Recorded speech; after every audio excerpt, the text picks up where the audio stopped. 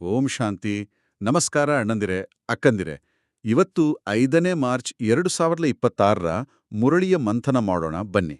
ಓಂ ಶಾಂತಿ.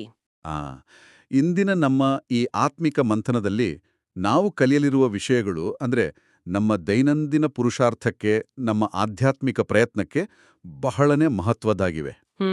ಖಂಡಿತ. ವಿಶೇಷವಾಗಿ ಭಗವಂತನು ಒಬ್ಬನೇ ಆಗಿದ್ದಾನೆ. ನಾವೆಲ್ಲರೂ ಈ ಬೇಹದ್ದಿನ ನಾಟಕದ ಪಾತ್ರಧಾರಿಗಳು ಅನ್ನೋ ಪರಮ ಸತ್ಯವನ್ನು ನಾವು ಇಂದು ಆಳವಾಗಿ ಅರಿಯಲಿದ್ದೇವೆ. ಇದರ ಜೊತೆಗೆ ಭಕ್ತರ ಮಾಲೆಗೂ ಮತ್ತೆ ವಿಜಯೀ ರತ್ನಗಳಾದ ರುದ್ರಮಾಲೆಗೂ ಇರುವ ವ್ಯತ್ಯಾಸ ಹಾಗೂ ನಮ್ಮೆಲ್ಲರ ಭಾರವನ್ನು ಪರಮಪಿತನ ಮೇಲಿಟ್ಟು ಡಬಲ್ ಲೈಟ್ ಆಗುವಂತಹ ವರದಾನದ ಬಗ್ಗೆ ನಾವೆಲ್ಲರೂ ಒಟ್ಟಾಗಿ ಮಂಥನ ಮಾಡಲಿದ್ದೇವೆ. ಹೌದು ನೋಡಿ, ಈ ಎಲ್ಲ ವಿಷಯಗಳು ನಮ್ಮ ಆಂತರಿಕ ಸ್ಥಿತಿಯನ್ನು ಸಂಪೂರ್ಣವಾಗಿ ಬದಲಾಯಿಸುವ ಶಕ್ತಿಯನ್ನು ಹೊಂದಿವೆ. ಕೇವಲ ಮಾಹಿತಿಯನ್ನು ಕೇಳುವುದಷ್ಟೇ ಅಲ್ಲ, ಅದನ್ನು ನಮ್ಮ ಜೀವನದ ಪ್ರತಿಯೊಂದು ಹೆಜ್ಜೆಯಲ್ಲೂ ಅಳವಡಿಸಿಕೊಳ್ಳುವ ಸೂಕ್ಷ್ಮ ವಿಧಾನಗಳನ್ನು ನಾವು ಇಂದಿನ ಮಂಥನದಲ್ಲಿ ಅನ್ವೇಷಣೆ ಮಾಡೋಣ. ಖಂಡಿತ.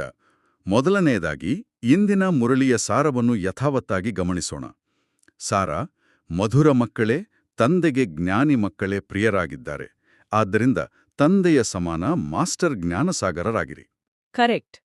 ಈ ಮಾತಿನ ಆಳಕ್ಕೆ ಹೋದ್ರೆ ಕೇವಲ ಜ್ಞಾನಿಯಾಗುವುದಕ್ಕೂ ತಂದೆಯ ಸಮಾನ ಮಾಸ್ಟರ್ ಜ್ಞಾನಸಾಗರ ಆಗುವುದಕ್ಕೂ ಬಹಳ ದೊಡ್ಡ ವ್ಯತ್ಯಾಸವಿದೆ ಅಲ್ವಾ?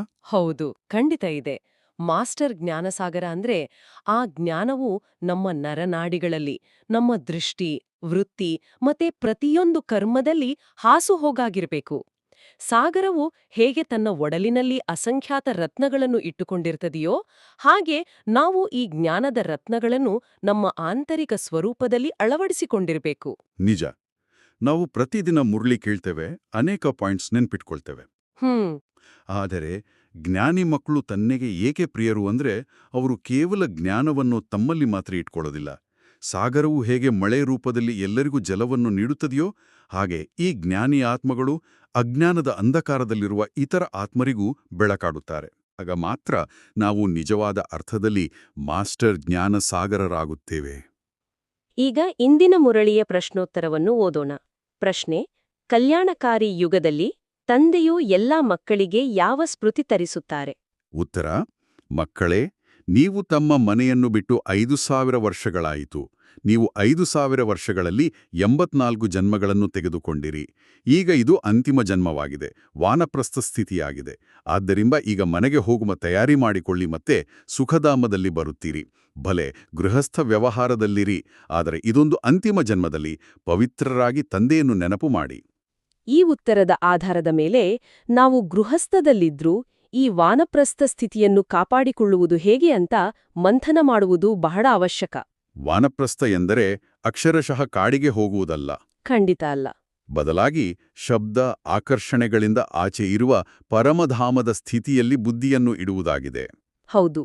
ಈ 5000 ವರ್ಷಗಳ ಸುದೀರ್ಘ ಪಯಣದಲ್ಲಿ 84 ಜನ್ಮಗಳ ಬೇರೆ ಬೇರೆ ಪಾತ್ರಗಳನ್ನು ನಿರ್ವಹಿಸಿ ನಾವೆಲ್ಲರೂ ದಣಿದಿದ್ದೇವೆ ಅಲ್ವಾ? ತುಂಬಾನೇ ದಣಿದಿದ್ದೇವೆ. ಆದ ವೈರಾಗ್ಯವನ್ನು ತರಬೇಕು. ಉದಾಹರಣೆಗೆ, ಒಬ್ಬ ವ್ಯಕ್ತಿ ದಿನವಿಡೀ ಆಫೀಸ್ನಲ್ಲಿ ಬಹಳ ಶ್ರದ್ಧೆಯಿಂದ ಕೆಲಸ ಮಾಡುತ್ತಾನೆ. ಆದರೆ ಸಂಜೆ ಮನೆಗೆ ಹೊರಡುವ ಸಮಯ ಬಂದಾಗ ಆತನ ಬುದ್ಧಿ ತನ್ನ ಮನೆಯ ಕಡೆಗೆ ಇರುತ್ತದೆ ಹೊರತು ಕಾರ್ಯಾಲಯದ ಕುರ್ಚಿ ಅಥವಾ ಮೇಜಿನ ಮೇಲಲ್ಲ. ಅದೇ ರೀತಿ ಈ ಹಳೆಯ ಪ್ರಪಂಚ, ಹಳೆಯ ಶರೀರದಿಂದ ನಮ್ಮ ಬುದ್ಧಿಯ ಯೋಗವನ್ನು ತೆಗೆಯಬೇಕು. ಹೌದು, ಜವಾಬ್ದಾರಿಗಳನ್ನು ನಿಭಾಯಿಸಬೇಕು, ಆದರೆ ಸಂಪೂರ್ಣ ಅನಾಸಕ್ತರಾಗಿ.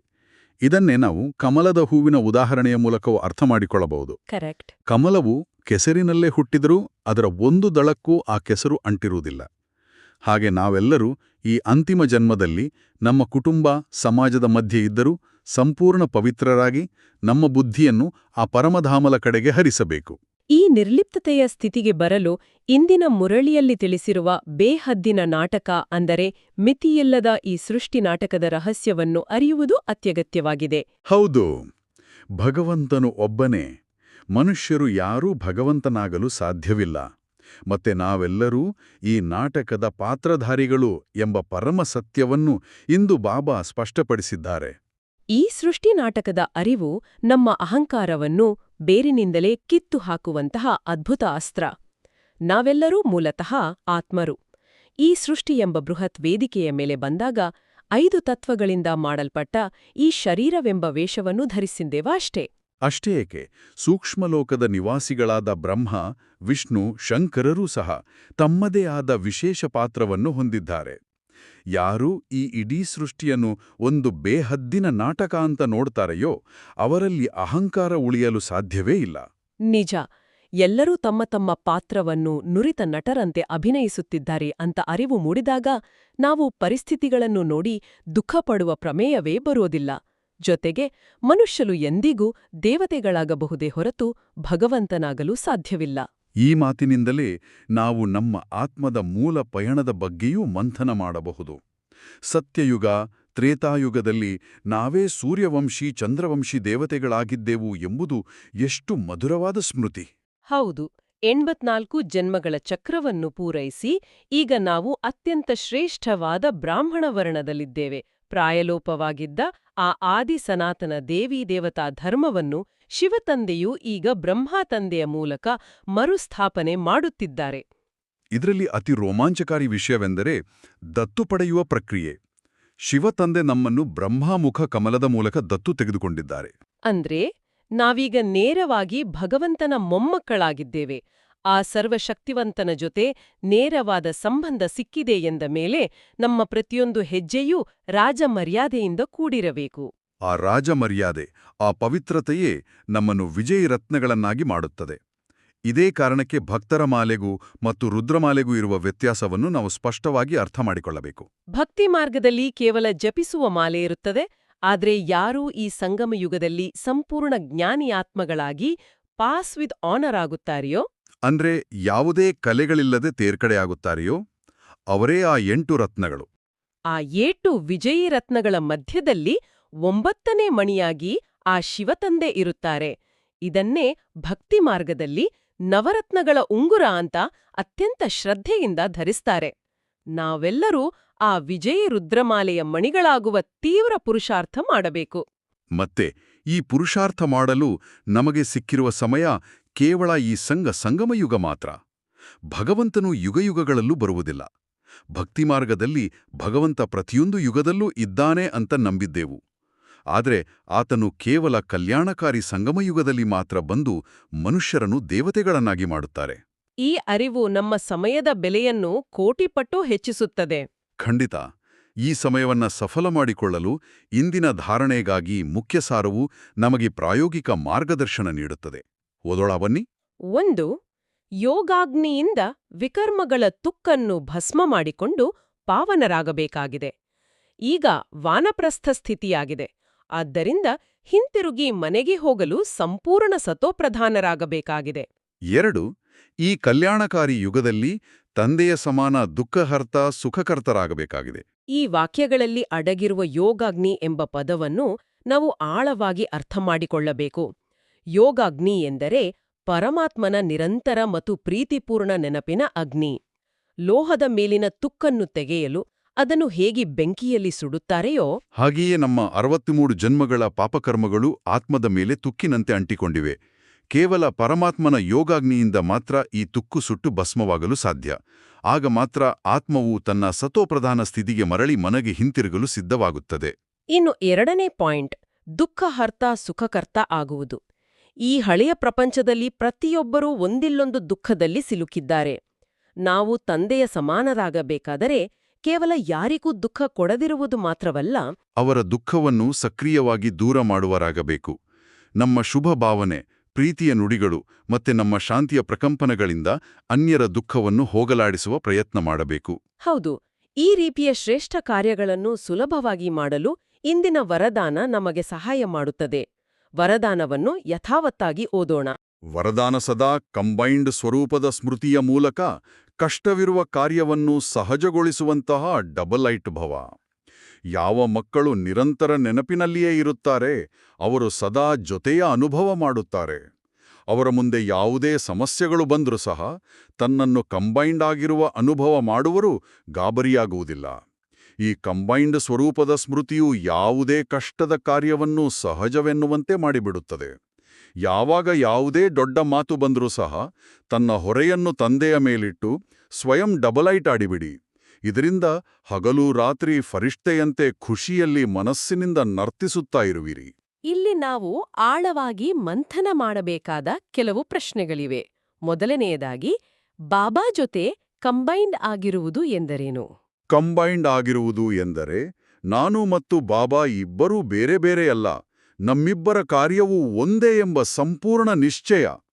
ನನ್ನ ಪ್ರತಿಯೊಂದು ಹೆಜ್ಜೆಯಲ್ಲೂ ಕರ್ಮದಲ್ಲೂ ಆ ಸರ್ವಶಕ್ತಿವಾನ್ ತಂದೆ ನನ್ನ ಬೆನ್ನೆಲುಬಾಗಿ ನಿಂತಿದ್ದಾರೆ ಎಂಬ ಒಂದು ಆಂತರಿಕ ಅನುಭವವಿದು. ಹಾಗಾದರೆ ಈ ಸ್ಮೃತಿಯು ಕಷ್ಟದ ಕಾರ್ಯಗಳನ್ನು ಹೇಗೆ ಸುಲಭ ಮಾಡುತ್ತದೆ? ನಮ್ಮ ಮುಂದೆ ಪರ್ವತದಂತಹ ಸಮಸ್ಯೆ ಬಂದಾಗ ನಾವು ಒಬ್ಬರೇ ಎದುರಿಸಲು ಹೋದ್ರೆ ಗಾಬರಿಯಾಗೋದು ಸಹಜ. ಆದ್ರೆ ನನ್ನ ಜೊತೆ ಸಾಕ್ಷಾತ್ ಭಗವಂತನಿದ್ದಾನೆ, ಇದು ನನ್ನ ಸಮಸ್ಯೆಯಲ್ಲ, ಬಾಬಾನ ಸಮಸ್ಯೆ ಅಂತ ಭಾವಿಸಿದಾಗ ಕಷ್ಟದ ಕಾರ್ಯವೂ ಹತ್ತಿಯಂತೆ ಹಗುರಾಗುತ್ತದೆ. ಹೌದು, 100ಕ್ಕೆ 100 ಸತ್ಯ. ಇದನ್ನೇ ವರದಾನದಲ್ಲಿ ಡಬಲ್ ಲೈಟ್ ಫರಿಷ್ಠೆಯನ್ನು ಕರೆಯಲಾಗಿದೆ. ನಮ್ಮ ಹೊರೆಯನ್ನು ತಂದೆಯ ಮೇಲಿಟ್ಟು ಡಬಲ್ ಲೈಟ್ ಆಗುವುದು ಎಂದರೆ 2 ರೀತಿಯಲ್ಲಿ ಹಗುರಾಗುವುದು. ಒಂದು, ನಾನು ಭಾರವಾದ ಶರೀರವಲ್ಲ, ಬೆಳಕಿನ ಆತ್ಮ ಎಂಬ ಅರಿವು. ಎರಡನೆಯದು, ನನ್ನ ಲೌಕಿಕ ಹೊರೆಗಳನ್ನು ಆ ತಂದೆಗೆ ಒಪ್ಪಿಸಿಬಿಡುವುದು. ಆಗ ನಾವು ಯಾವುದೇ ಆಕರ್ಷಣೆಗಳಿಲ್ಲದೆ ಫರಿಷ್ಠೆಗಳಂತೆ ಖುಷಿಯಲ್ಲಿ ನರ್ತಿಸುತ್ತೇವೆ. ಆ ಫರಿಷ್ಠಾ ಸ್ಥಿತಿಯನ್ನು ತಲುಪಬೇಕಾದ್ರೆ ನಮ್ಮ ಜೀವನದಲ್ಲಿ ನಾವು ಸಂತುಷ್ಟತೆಯನ್ನು ಅಳವಡಿಸಿಕೊಳ್ಳಬೇಕು. ಇಂದಿನ ಸ್ಲೋಗನನ್ನು ಗಮನಿಸೋಣ. ಸ್ಲೋಗನ್: ಯಾವುದೇ ಕಾರಣದ ನಿವಾರಣೆ ಮಾಡಿ ಸಂತುಷ್ಟವಾಗಿರುವ ಹಾಗೂ ಅನ್ಯರನ್ನು ಸಂತುಷ್ಟ ಮಾಡುವರೇ ಸಂತುಷ್ಟ ಮಣಿಯಾಗಿದ್ದಾರೆ. ಈ ಸ್ಲೋಗನ್ ಒಂದು ಅತ್ಯಮೂಲ್ಯವಾದ ವಿವೇಕದ ನುಡಿ. ದೈನಂದಿನ ಜೀವನದಲ್ಲಿ ಭಿನ್ನಾಭಿಪ್ರಾಯಗಳು, ಅಡೆದಡೆಗಳು ಬರುವುದು ಸಾಮಾನ್ಯ. ಆದರೆ ನಾವು ಇವರ ನಡವಳಿಕೆಯನ್ನ ಹೀಗಾಯಿತು, ವಾತಾವರಣ ಸರಿಯಿರ್ಲಿಲ್ಲ ಅಂತ ಕಾರಣಗಳನ್ನು ಕೊಡ್ತಾ ಕೂರ್ತೇವ. ಆದರೆ ಸಂತುಷ್ಟ ಮಣಿ ಆಗಬೇಕಾದರೆ ಅನ್ಯರನ್ನು ದೂಷಿಸುವ ಬದಲು ಆ ಸಮಸ್ಯೆಯ ಮೂಲ ಕಾರಣವನ್ನು ಹುಡುಕಿ ನಿವಾರಣೆ ಮಾಡಬೇಕು. ಕತ್ತಲೆ ಇದೆ ಎಂದು ದೂರದೆ ದೀಪ ಹಚ್ಚುವ ಕೆಲಸ ಮಾಡಬೇಕು. ಯಾರು ಪರಿಹಾರವನ್ನು ಹುಡುಕುತ್ತಾರೆಯೋ ಅವರು ಒಳಗಿನಿಂದ ಸದಾ ಸಂತುಷ್ಟರಾಗಿರುತ್ತಾರೆ. ಮತ್ತೆ ಅವರ ಈ ಗುಣ ಸುತ್ತಲಿನವರನ್ನು ಸಂತುಷ್ಟಗೊಳಿಸುತ್ತದೆ. ಈ ರೀತಿಯ ನಿರ್ಣಯ ತೆಗೆದುಕೊಳ್ಳಲು ನಮ್ಮ ತಳಪಾಯ ಭದ್ರವಾಗಿರಬೇಕು. ಇಂದಿನ ಅವ್ಯಕ್ತ ಸೂಚನೆಯನ್ನು ನೋಡೋಣ. ಅವ್ಯಕ್ತ ಸೂಚನೆ: ನಿಶ್ಚಯದ ಫೌಂಡೇಶನ್. ತಳಪಾಯವನ್ನು ಬಲಗೊಳಿಸಿ ಸದಾ ನಿರ್ಭಯ ಮತ್ತು ನಿಶ್ಚಿಂತರಾಗಿರಿ. ಶ್ರೀಮತ ಪ್ರಮಾಣ ಪ್ರತಿ ಹೆಜ್ಜೆ ಇದ್ದರೆ ಸದಾ ನಿಶ್ಚಿಂತರಾಗಿರುತ್ತೀರಿ ಮತ್ತು ನಿಶ್ಚಿಂತವಾಗಿದ್ದರೆ ಸದಾ ಯಥಾರ್ಥ ನಿರ್ಣಯ ಕೊಡುವರು. ಯಾವಾಗ ನಿರ್ಣಯ ಯಥಾರ್ಥವಾಗುವುದೋ ಆಗ ವಿಜಯಿಯಾಗುವರು. ತ್ರಿಕಾಲದರ್ಶಿ ಆತ್ಮ ಸದಾ ನಿಶ್ಚಿಂತವಾಗಿರುತ್ತಾರೆ, ಏಕೆಂದರೆ ಅವರಿಗೆ ನಿಶ್ಚಯವಿದೆ, ನಮ್ಮ ವಿಜಯ ಆಗಿದೆ. ಇಲ್ಲಿ ತ್ರಿಕಾಲದರ್ಶಿ ಎಂಬ ಪದದ ಗಹನವಾದ ಅರ್ಥವನ್ನು ನಾವು ಅರಿಯಬೇಕು. ತ್ರಿಕಾಲದರ್ಶಿ ಎಂದರೆ ಭೂತ, ವರ್ತಮಾನ ಮತ್ತು ಭವಿಷ್ಯತ್ತಿನ ಸಂಪೂರ್ಣ ಜ್ಞಾನವಿರುವವರು. ಯಾರು ಪರಮಾತ್ಮನ ಶ್ರೀಮತದ ಆಧಾರದ ಮೇಲೆ ಪ್ರತಿಯೊಂದು ಹೆಜ್ಜೆಯನ್ನಿಡುತ್ತಾರೆಯೋ ಅವರು ಭವಿಷ್ಯದ ಬಗ್ಗೆ ಚಿಂತಿಸುವ ಅಗತ್ಯವೇ ಬರುವುದಿಲ್ಲ. ನನಗೆ ಭಗವಂತನ ಶ್ರೀಮತ ಸಿಕ್ಕಿದೆ ಎಂದರೆ ನನ್ನ ವಿಜಯ ಮೊದಲೇ ನಿಶ್ಚಿತವಾಗಿದೆ ಎಂಬ ಅಚಲ ವಿಶ್ವಾಸವಿರುತ್ತದೆ. ಬನ್ನಿ, ಈಗ ಇಂದಿನ ಮುರಳಿಯ ಆಧಾರದ ಮೇಲೆ ನಾವು ಅಭ್ಯಾಸ ಮಾಡಬೇಕಾದ 8 ಪ್ರಮುಖ ಸ್ವಮಾನಗಳನ್ನು ನೋಡೋಣ. 1. ನಾನು ತಂದೆಯ ಸಮಾನ ಎಲ್ಲರಿಗೂ ಜ್ಞಾನದ ಬೆಳಕನ್ನು ಹರಡಿಸುತ್ತಾ ಅಜ್ಞಾನದ ಅಂಧಕಾರವನ್ನು ದೂರ ಮಾಡುವ ಮಾಸ್ಟರ್ ಜ್ಞಾನಸಾಗರ ಆತ್ಮನಾಗಿದ್ದೇನೆ. 2. ನಾನು ಪರಮಪಿತ ಪರಮಾತ್ಮನ ಜೊತೆಗೂಡಿ ಈ ಹಳೆಯ ಪ್ರಪಂಚವನ್ನು ಪರಿವರ್ತಿಸಿ ಹೊಸ ಪ್ರಪಂಚವನ್ನು ಸ್ಥಾಪನೆ ಮಾಡುವ ಈಶ್ವರೀಯ ಸೇವೆಗೆ ನಿಮಿತ್ತವಾದ ಶ್ರೇಷ್ಠ ಆತ್ಮನಾಗಿದ್ದೇನೆ. 3. ನಾನು ನಿರಂತರ ನೆನಪು ಎಂಬ ಯೋಗಾಗ್ನಿಯಿಂದ ನನ್ನ ಸರ್ವ ವಿಕರ್ಮಗಳನ್ನು ಭಸ್ಮ ಮಾಡಿಕೊಂಡು ಮನೆಗೆ ಹಿಂತಿರುಗಲು ತಯಾರಾಗಿರುವ ಸಂಪೂರ್ಣ ಪಾವನ ಹಾಗೂ ಸತೋಪ್ರಧಾನ ಆತ್ಮನಾಗಿದ್ದೇನೆ. 4. ನಾನು ತಂದೆಗೆ ಅತಿ ಪ್ರಿಯವಾದ ಹೃದಯ ಸಿಂಹಾಸನದಲ್ಲಿ ಕುಳಿತಿರುವ ಹಾಗೂ ಭಕ್ತಿ ಮಾರ್ಗದಲ್ಲಿ ಸದಾ ಪೂಜಿಸಲ್ಪಡುವ ರುದ್ರಮಾಲೆಯ ವಿಜಯಿಮಣಿ ಆತ್ಮನಾಗಿದ್ದೇನೆ. 5. ನಾನು ಈ ಕಲ್ಯಾಣಕಾರಿ ಸಂಗಮಯುಗದಲ್ಲಿ ಸರ್ವರನ್ನೂ ರಾವಣನ ಬಂಧನದಿಂದ ಮುಕ್ತಗೊಳಿಸುವ ತಂದೆಯ ಸಮಾನ ದುಃಖಹರ್ತ ಮತ್ತು ಸುಖಕರ್ತ ಆತ್ಮನಾಗಿದ್ದೇನೆ. 6. ನಾನು ಮತ್ತು ಬಾಬಾ ಸದಾ ಕಂಬೈನ್ಡ್ ಸ್ಥಿತಿಯಲ್ಲಿದ್ದು ಕಷ್ಟದ ಕಾರ್ಯಗಳನ್ನು ಸಹಜಗೊಳಿಸುತ್ತಾ ಎಲ್ಲ ಹೊರೆಗಳನ್ನು ತಂದೆಯ ಮೇಲಿಟ್ಟು ಖುಷಿಯಿಂದ ನರ್ತಿಸುವ ಡಬಲ್ ಲೈಟ್ ಫರಿಷ್ಠಾ ಆತ್ಮನಾಗಿದ್ದೇನೆ. 7. ನಾನು ಪ್ರತಿಯೊಂದು ಪರಿಸ್ಥಿತಿಯಲ್ಲೂ ಕಾರಣಗಳನ್ನು ನಿವಾರಣೆ ಮಾಡುತ್ತಾ ಸ್ವಯಂ ಸಂತುಷ್ಟರಾಗಿ ಅನ್ಯರನ್ನು ಸಂತುಷ್ಟಗೊಳಿಸುವ ಸಂತುಷ್ಟಮಣಿ ಆತ್ಮನಾಗಿದ್ದೇನೆ. 8. ನಾನು ಶ್ರೀಮತದ ಆಧಾರದ ಮೇಲೆ ಪ್ರತಿಯೊಂದು ಹೆಜ್ಜೆಯನ್ನಿಡುತ್ತಾ ವಿಜಯದ ಸಂಪೂರ್ಣ ನಿಶ್ಚಯದೊಂದಿಗೆ ಸದಾ ನಿರ್ಭಯ ಮತ್ತು ನಿಶ್ಚಿಂತ ಆತ್ಮನಾಗಿದ್ದೇನೆ. ಇಂದಿನ ದೈನಂದಿನ ಮುರಳಿ ಹೋಂವರ್ಕ್ ಅನ್ನು ಗಮನಿಸೋಣ. 1. ಸ್ವಮಾನದ ಅಭ್ಯಾಸ. ನಾನು ಮಾಸ್ಟರ್ ಜ್ಞಾನಸಾಗರ ಆತ್ಮ ಎಂಬ ಸ್ವಮಾನದಲ್ಲಿ ಇಡೀ ದಿನ ಸ್ಥಿತರಾಗಿರಿ. ಪ್ರತಿಯೊಂದು ಸಂಕಲ್ಪ ಮತ್ತು ಕರ್ಮದಲ್ಲಿ ತಂದೆಯ ಸಮಾನ ಜ್ಞಾನದ ಪ್ರಕಾಶವನ್ನು ಹರಡುವ ಆಂತರಿಕ ಅಭ್ಯಾಸ ಮಾಡಿ. 2. ಮುಖ್ಯ ಭಾವನೆ. ಕಲ್ಯಾಣಕಾರಿ ಸಂಗಮ ಯುಗದಲ್ಲಿ ನಾನು ದುಃಖಹರ್ತ ಮತ್ತು ಸುಖಕರ್ತ ಆಗಿದ್ದೇನೆ ಎಂದು ಭಾವಿಸಿ ಈ ಹಳೆಯ ಪ್ರಪಂಚದಲ್ಲಿ ಎಲ್ಲರ ದುಃಖವನ್ನು ದೂರ ಮಾಡಿ ಸುಖವನ್ನು ನೀಡುವ ನಿಮಿತ್ತ ಆತ್ಮನಾಗಿದ್ದೇನೆ ಎಂದು ತಿಳಿದುಕೊಂಡು ಇಂದಿನ ಎಲ್ಲಾ ಕರ್ಮಗಳು ಮಾಡಿ. 3. ದೈವಿ ಗುಣದ ಧಾರಣೆ. ಇಡೀ ದಿನ ನಿರ್ಭಯತೆ ಗುಣವನ್ನು ಧಾರಣೆ ಮಾಡಿ. ಕೇವಲ ಹೊರಗಿನಿಂದ ಮಾತ್ರವಲ್ಲದೆ ಮನಸ್ಸಿನ ಸಂಕಲ್ಪಗಳಲ್ಲೂ ನಿಶ್ಚಯ ಮತ್ತು ನಿರ್ಭಯತೆಯ ಪ್ರಭಾವ ಇರುವಂತೆ ಗಮನಹರಿಸಿ. 4. ಪವಿತ್ರತೆಯ ಪುರುಷಾರ್ಥ. ಸತ್ಯಯುಗದ ಪೂಜ್ಯ ದೇವತೆಯಾಗಲು ಸಂಪೂರ್ಣ ಪವಿತ್ರರಾಗುವ ಪುರುಷಾರ್ಥ ಮಾಡಿ. ಇದಕ್ಕಾಗಿ ಇಡೀ ದಿನ ಯೋಗಾಗ್ನಿಯ ಮೂಲಕ ವಿಕರ್ಮಗಳನ್ನು ಭಸ್ಮ ಮಾಡುವ ಹಾಗೂ ಸಂಪೂರ್ಣ ಸತೋಪ್ರಧಾನರಾಗುವ ಕಡೆ ವಿಶೇಷ ಗಮನವಿರಲಿ. 5. ಕರ್ಮಯೋಗ. ಕರ್ಮಕ್ಷೇತ್ರದಲ್ಲಿ ಬಾಬಾರವರೇ ಸರ್ವಶಕ್ತಿವಾನ್ ಮತ್ತು ನನ್ನ ಜೊತೆಯಲ್ಲಿದ್ದಾರೆ ಎಂಬುದನ್ನು ಅರ್ಥ ಮಾಡಿಕೊಂಡು ದಿನವಿಡೀ ಕಮಲಪುಷ್ಪ ಸಮಾನರಾಗಿ ಶ್ರೇಷ್ಠ ಕರ್ಮಗಳನ್ನು ಮಾಡಿ. 6. ಸೇವೆ ಮತ್ತು ವೈರಾಗ್ಯ. ಇದು ಅಂತಿಮ ಜನ್ಮ ಮತ್ತು ವಾನಪ್ರಸ್ಥ ಸಮಯವಾಗಿರುವುದರಿಂದ ಹಳೆಯ ಪ್ರಪಂಚದ ಬಗ್ಗೆ ಸಂಪೂರ್ಣ ವೈರಾಗ್ಯವಿರಲಿ. ನಿಮ್ಮ ಸಮಯ ಮತ್ತು ಶಕ್ತಿಯನ್ನು ಈಶ್ವರೀಯ ಸೇವೆಯಲ್ಲಿ ಮತ್ತು ಇತರರನ್ನು ಬಂಧನದಿಂದ ಮುಕ್ತಗೊಳಿಸುವ ಕಾರ್ಯದಲ್ಲಿ ಸಫಲ ಮಾಡಿಕೊಳ್ಳಿ. 7. ದಿನಚರಿ ಮತ್ತು ವರದಾನ. ದಿನವಿಡೀ ಅಮೃತವೇಳೆ ಮತ್ತು ಧ್ಯಾನದ ಸಮಯದಲ್ಲಿ ತಂದೆಯೊಡನೆ ಕಂಬೈನ್ಡ್ ಸ್ವರೂಪದ ಸ್ಮೃತಿಯನ್ನು ಇಟ್ಟುಕೊಳ್ಳಿ. ಕರ್ಮಕ್ಷೇತ್ರದಲ್ಲಿ ಯಾವುದೇ ಕಾರಣದ ನಿವಾರಣೆ ಮಾಡಿ ಸಂತುಷ್ಟವಾಗಿರುವ ಮತ್ತು ಅನ್ಯರನ್ನು ಸಂತುಷ್ಟ ಮಾಡುವ ಅಭ್ಯಾಸ ಮಾಡಿ. ಇಂದಿನ ಮಂಥನದಿಂದ ನಮ್ಮ ಆತ್ಮದ ಗುರಿಯ ಚಿತ್ರಣ ಅತ್ಯಂತ ಸ್ಪಷ್ಟವಾಯಿತು. ಈ ಅರಿವನ್ನು ಮನಸ್ಸಿನಲ್ಲಿ ಶಾಶ್ವತವಾಗಿ ಅಚ್ಚೊತ್ತಲು ಒಂದು ಪ್ರೇರಣಾದಾಯಕ ಕಥೆಯನ್ನು ಕೇಳೋಣ. ಖಂಡಿತ.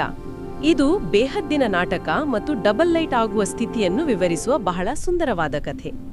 ಒಂದಾನೊಂದು ಕಾಲದಲ್ಲಿ ಒಂದು ಅತಿದೊಡ್ಡ ರಂಗಮಂದಿರವಿತ್ತು. ಅಲ್ಲಿ ಜಗತ್ತಿನ ಅತಿ ಶ್ರೇಷ್ಠ ನಾಟಕ ನಡೆಯುತ್ತಿತ್ತು. ಓ, ಆ ನಾಟಕದಲ್ಲಿ ಅನೇಕ ಪಾತ್ರಧಾರಿಗಳಿದ್ರು ಅಲ್ವಾ? ಹೌದು. ಅದರಲ್ಲಿ ಒಬ್ಬ ಮುಖ್ಯ ಪಾತ್ರಧಾರಿ ಇದ್ದ. ಅವನು ಚಕ್ರವರ್ತಿ ರಾಜನ ಪಾತ್ರವನ್ನು ಮಾಡ್ತಿದ್ದ.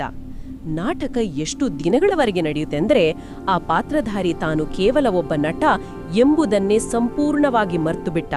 ತನ್ನ ಮೈಮೇಲಿದ್ದ ಭಾರಿ ಕಿರೀಟ, ಆ ದಪ್ಪನಾದ ರಾಜವಸ್ತ್ರಗಳೇ ತನ್ನ ನಿಜವಾದ ಅಸ್ತಿತ್ವ ಎಂದು ನಂಬತೊಡಗಿದ. ಅಂದ್ರೆ ಆ ವೇಷಭೂಷಣಗಳೇ ತಾನು ಅಂತ ಅಂದುಕೊಂಡ್ಬಿಟ್ನ. ಕರೆಕ್ಟ್. ಆ ಭಾರೀ ವೇಷಭೂಷಣಗಳಿಂದ ಅವನಿಗೆ ಆಯಾಸವಾಗುತ್ತಿತ್ತು, ಬೆವರು ಸುರಿಯುತ್ತಿತ್ತು. ಆದರೂ ತನ್ನ ಅಹಂಕಾರದಿಂದಾಗಿ ಅದನ್ನು ಬಿಡಲು ಅವನು ಸಿದ್ಧನಿರಲಿಲ್ಲ. ತಾನೇ ನಿಜವಾದ ರಾಜನೆಂದು ಭ್ರಮಿಸಿ ಎಲ್ಲರ ಮೇಲೂ ಅಧಿಕಾರ ಚಲಾಯಿಸಲು ಶುರು ಮಾಡಿದ. ಆಮೇಲೆ ಏನಾಯ್ತು? ಹೀಗಿರುವಾಗ ಪರದೆಯ ಹಿಂದಿನಿಂದ ನಾಟಕದ ನಿರ್ದೇಶಕನ ಪ್ರೀತಿಯ ಕರೆ ಬರುತ್ತದೆ. ಮಗನೇ, ನಾಟಕ ಮುಗಿಯುವ ಸಮಯ ಬಂದಿದೆ. ಪರದೆ ಬೀಳುವ ಹೊತ್ತಾಗಿದೆ. ನಿನ್ನ ಆ ಭಾರವಾದ ವೇಷಭೂಷಣಗಳನ್ನು ಕಳಚಿಯಿಟ್ಟು ಹಗುರಾಗಿ ನಿನ್ನ ನಿಜವಾದ ಮನೆಗೆ ಮರಳಲು ಸಿದ್ಧನಾಗು. ನಿರ್ದೇಶಕನ ಕರೆ ಕೇಳಿ ಅವನಿಗೆ ಗಾಬರಿಯಾಗಿರ್ಬೇಕಲ್ವಾ? ಮೊದಲು ಆ ನಟನಿಗೆ ತನ್ನ ಅಸ್ತಿತ್ವವೇ ಕಳೆದು ಹೋಗುತ್ತಿದೆಯೇನೋ ಅಂತ ಗಾಬರಿಯಾಗುತ್ತದೆ. ಆದರೆ ನಿರ್ದೇಶಕನ ಆ ಪ್ರಶಾಂತವಾದ ಧ್ವನಿ ಕೇಳಿದಾಗ ಅವನಿಗೆ ತನ್ನ ಮೂಲ ಸ್ವರೂಪದ ನೆನಪಾಗುತ್ತದೆ. ಅರೆ, ನಾನು ರಾಜನಲ್ಲ, ನಾನು ಕೇವಲ ಒಬ್ಬ ನಟ ಎಂಬ ಅರಿವು ಮೂಡುತ್ತದೆ. ಅದ್ಭುತ. ತಕ್ಷಣವೇ ಅವನು ಆ ಭಾರೀ ಕಿರೀಟ, ವಸ್ತ್ರಗಳು ಮತ್ತು ಅಹಂಕಾರವನ್ನು ಅಂದ್ರೆ ಆ ಹೊರೆಯನ್ನು ತೆಗೆದಿಡುತ್ತಾನೆ. ಆ ಕ್ಷಣ ಅವನು ಎಷ್ಟೊಂದು ಹಗುರ ಅಂದ್ರೆ ಡಬಲ್ ಲೈಟ್ ಆಗುತ್ತಾನೆ ಎಂದ್ರೆ ಖುಷಿಯಿಂದ ನರ್ತಿಸಲು ಶುರು ಮಾಡ್ತಾನೆ. ಅವನು ತನ್ನ ನಿರ್ದೇಶಕನ ಬಳಿ ಹೋಗಿ, ಈಗ ಪಾವನನಾಗಿ ನನ್ನ ಮನೆಗೆ ಅಂದ್ರೆ ವಾನಪ್ರಸ್ಥಕ್ಕೆ ಹೋಗಲು ನಾನು ಸಿದ್ಧ ಎನ್ನುತ್ತಾನೆ. ಇದು ನಮ್ಮೆಲ್ಲರ ಜೀವನದ ಕಥೆಯೇ ಆಗಿದೆ. ನಾವೆಲ್ಲರೂ ಈ ಬೇಹದ್ದಿನ ನಾಟಕದ ನಟರು. 84 ಜನ್ಮಗಳ ಕಾಲ ಬೇರೆ ಬೇರೆ ಶರೀರವೆಂಬ ವೇಷಗಳನ್ನು ಧರಿಸಿ ಆ ಜಾತಿ, ಧರ್ಮ, ಹುದ್ದೆಗಳನ್ನೇ ಸತ್ಯವೆಂದು ನಂಬಿ ಸುಸ್ತಾಗಿದ್ದೇವೆ. ಈಗ ಪರಮ ನಿರ್ದೇಶಕ ಶಿವ ತನ್ನೇ ಬಂದಿದ್ದಾರೆ. ಹೌದು, ನಾಟಕ ಮುಗಿಯುತ್ತಿದೆ. ನಿಮ್ಮ ಅಹಂಕಾರದ ಹೊರೆಯನ್ನು ನನ್ನ ಮೇಲೆ ಹಾಕಿ ಡಬಲ್ ಲೈಟ್ ಆಗಿ ಅಂತ ಹೇಳುತ್ತಿದ್ದಾರೆ. ಯಾರು ಆ ನಿರ್ದೇಶಕನ ಮಾತನ್ನು ಕೇಳಿ ಹೊರೆಯನ್ನು ಇಳಿಸುತ್ತಾರೆಯೋ ಅವರೇ ನಿಜವಾದ ಫರಿಷ್ಠೆಗಳಾಗುತ್ತಾರೆ. ಕಥೆ ನಿಜಕ್ಕೂ ಅದ್ಭುತವಾದ ಸಂದೇಶವನ್ನು ನೀಡುತ್ತದೆ. ಅಣ್ಣಂದ್ರೆ, ಅಕ್ಕಂದ್ರೆ, ಈ ಮುರಳಿಯನ್ನು ಇಡೀ ದಿನದಲ್ಲಿ ಅನೇಕ ಬಾರಿ ರಿವೈಸ್ ಮಾಡೋಣ. ಬಾಬಾರವರು ಕೊಟ್ಟಿರುವ ಶ್ರೇಷ್ಠ ಸ್ವಾಮಾನದಲ್ಲಿ ಸ್ಥಿತರಾಗೋಣ, ಬಾಬಾ ಕಲಿಸಿದ ಡ್ರಿಲ್ ಮಾಡೋಣ ಮತ್ತು ಯಾವಾಗಲೂ ಫೈನಲ್ ಪೇಪರ್ ಪಾಸ್ ಮಾಡಲು ಎವರ್ ರೆಡಿಯಾಗಿರೋಣ. ನಿಮ್ಮ ಜೀವನ ಅತ್ಯುತ್ತಮವಾಗಲಿ ಎಂದು ಸದಾ ಹಾರೈಸ್ತೇವೆ. ಒಳ್ಳೆಯದು. ಓಂ ಶಾಂತಿ.